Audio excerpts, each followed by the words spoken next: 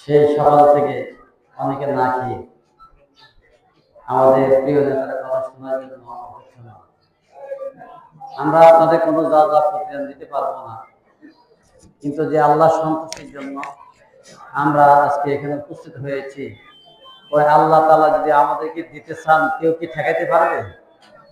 সুতরাং আমরা আল্লাহর কাছে যা যা চাই আল্লাহ যেন আজকের এই কষ্টকে উসিলা করে কিয়ামতের মাঠে আমাদের জন্য নাজাতের ফয়সালা করে দেন বলে আমিন।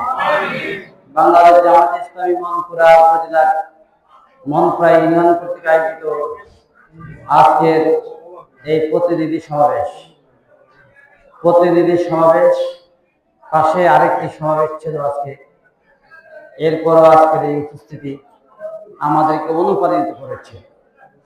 আজকের এই প্রতিনিধি সমাবেশে উপস্থিত আমাদের মাননীয় প্রধান মেহমান মনপুরা কর্পোরেশনের বাংলাদেশ জামাত ইসলামের মনোনীত এমপি পদপ্রার্থী, জননেতা, মজলুম নেতা, সাবেক ছাত্র নেতা জনাব অধ্যক্ষ মোস্তফা কামাল সাহেব। কি নাম বলছি আমি? আরো জোরে সবাই বলি একসাথে।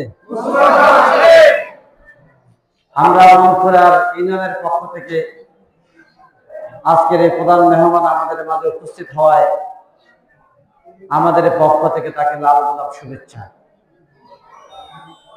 উপস্থিত আছেন তার সফর সঙ্গী উপজেলা কর্ম পরিষদ সুরা, উপস্থিত আছেন অত্র ইউনিয়নের নেতৃবৃন্দ, উপস্থিত আছেন আমার সামনে আমার প্রিয় এলাকাবাসী। আসসালামু আলাইকুম ওয়া রাহমাতুল্লাহ। আমরা আল্লাহ তাআলার দরবারে শুকরগুজার করি, আমরা ইসলামের জন্য এখানে আগমন করেছি, বলেন আলহামদুলিল্লাহ।